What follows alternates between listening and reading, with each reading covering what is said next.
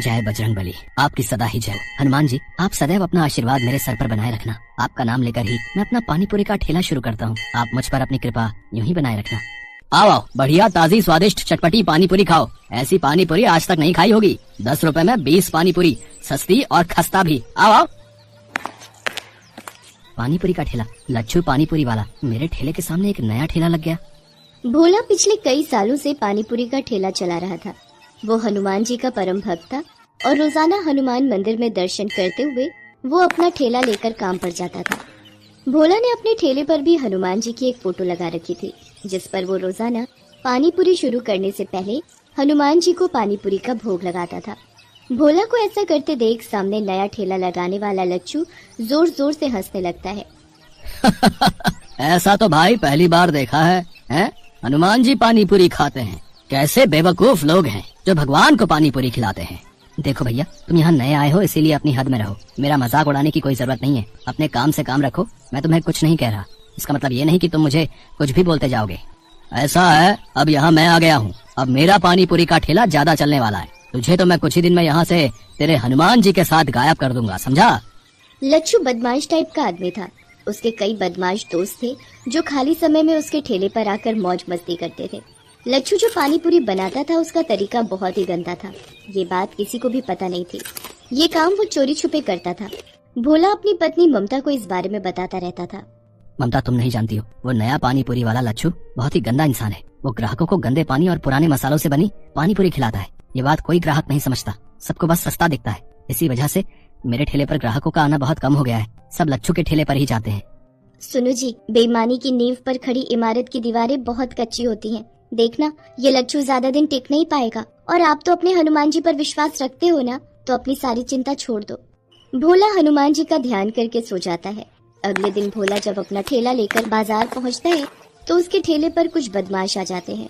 ओए, पानी पूरी खिला तो जरा, देखें तेरी पानी पूरी में कितना स्वाद है। जी अभी खिलाता हूँ, ये लीजिए। कल्लू भाई, पानी पूरी में ज्यादा स्वाद नहीं है, थोड़ा तीखा और मिला दे। मेरा दोस्त कई दिनों बाद आया है, इसे जी भर के पानी पूरी खिला।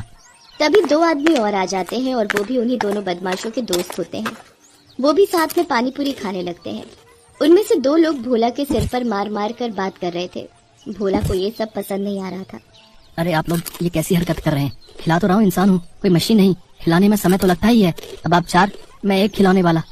चलो भाई चलते हैं, बस कर बे। अरे अरे, कहाँ जा रहे हो? मेरे पैसे तो दे जाओ। कौन से पैसे? अरे तुम लोगों ने जो पानी पूरी खाई है, मैं उसके पैसे मांग रहा हूँ। हमसे पैसे मांगेगा? जा, नहीं देते। बोल क्या कर लेगा?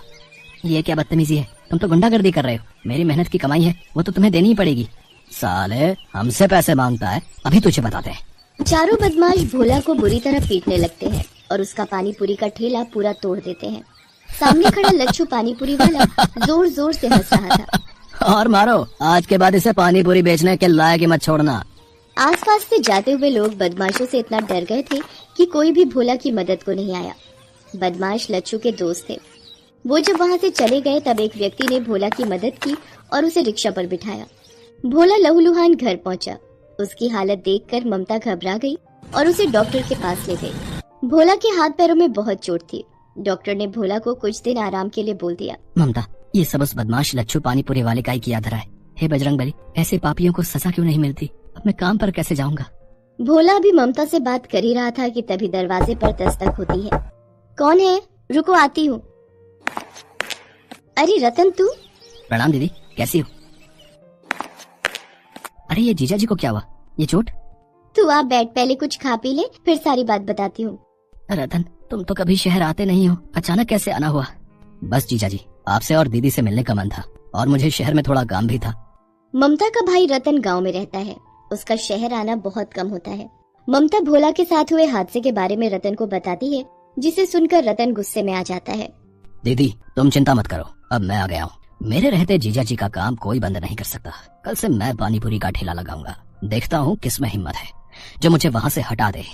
रतन की बात सुनकर ममता और भोला पहले तो थोड़ा घबरा जाते हैं, पर रतन उन्हें समझा देता है। अगले दिन रतन पानी पूरी का ठेला लेकर बाजार पहुँचता है। लच्छू पानी पूरी वाला भोला की जगह रतन को ठेला लगाते देख हैरान रह जाता है। ओह, तुम कौन हो भाई, जिसमें इतनी हिम्मत आ गई जो मेरे सामने पानी पूरी का ठेला लगा लिया? मेरा नाम रतन है और भोला मेरे जीजा जी हैं। अब से मैं उनकी जगह यहाँ पानी पूरी का ठेला लगाऊंगा। भोला के तो हाथ पैर तुड़वाकर मैंने यहाँ से हटवा दिया, अब तेरा भी यही हाल करवाऊं क्या? है हिम्मत तो मेरे ठेले को हाथ लगा कर दिखा। अभी अपने दोस्तों को फोन करता हूँ। हाँ। रतन ग्राहकों को पानी पूरी खिलाने लगता है। इतनी देर में लच्छू उन्हीं बदमाशों को बुला लेता है। ये रहा भोला का साला रतन, इसे भी इतना मारो कि ये भी खटिया पकड़ ले। अरे मेरे हाथ को क्या हुआ? मेरा हाथ एक जगह पर रुक क्यों गया है? मैं इसे मार क्यों नहीं पा रहा? मेरे साथ भी यही हो रहा है, मेरे भी दोनों पैर जमीन से चिपक गए हैं, मैं तो हिल भी नहीं पा रहा। मेरे जीजा जी को तुम लोगों ने मारा था, अब मेरा ठेला तोड़ने आए हो, अभी तुम्हें सबक सिखाता हूँ, ये लो। रतन उन बदमाशों को ऊपर नीचे घुमाता जाता है। वो उन्हें कभी आसमान में उड़ा देता है, कभी जमीन पर पटक देता है। रतन वास्तव में कोई और नहीं बल्कि हनुमान जी थे, जो भोला की सहायता के लिए धरती पर आए थे। वो तो बदमाशों को सबक सिखाना चाहते थे, ताकि वो दोबारा कभी भोला को परेशान न कर सके, और ऐसा ही हुआ। बदमाश डर कर वहाँ से भाग गए। रतन गुस्से में लच्छू के ठेले पर जाता है। उसे देखकर लच्छू घबरा जाता है और माफी मांगता है।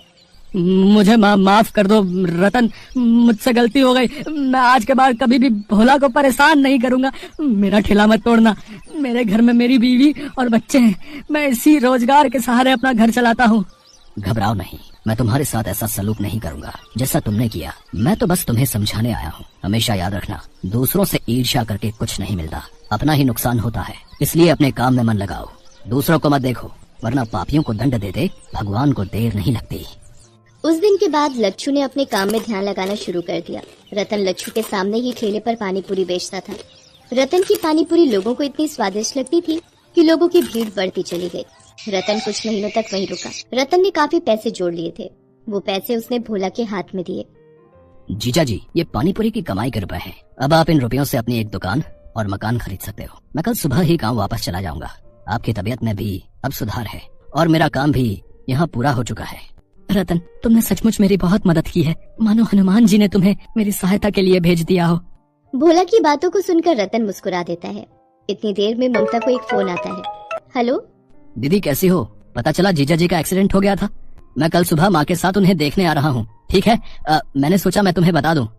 अगर फोन पर रतन है तो सुनो जी, ये कौन है? ममता को घबराता देख हनुमान जी अपने असली रूप में आ जाते हैं। उन्हें सामने खड़ा देख भोला और ममता दोनों की आंखों में आंसू आ जाते हैं। प्रभु, आप मेरी मदद को आए, आपकी महिमा अपरंपार है प्रभु। भोला, तुम्हें तो पता ही है, जब भी कोई भक्त सच्चे हृदय से मेरी पूजा और उपासना करता है, मैं उसकी मदद के लिए अवश्य आता हूँ। तुम मेरे सच्चे भक्त हो, हमेशा ऐसे ही ईमानदारी और मेहनत से काम करते रहना। मेरा आशीर्वाद सदैव तुम्हारे साथ है। इतना कहकर हनुमान जी अंदर ध्यान हो गए।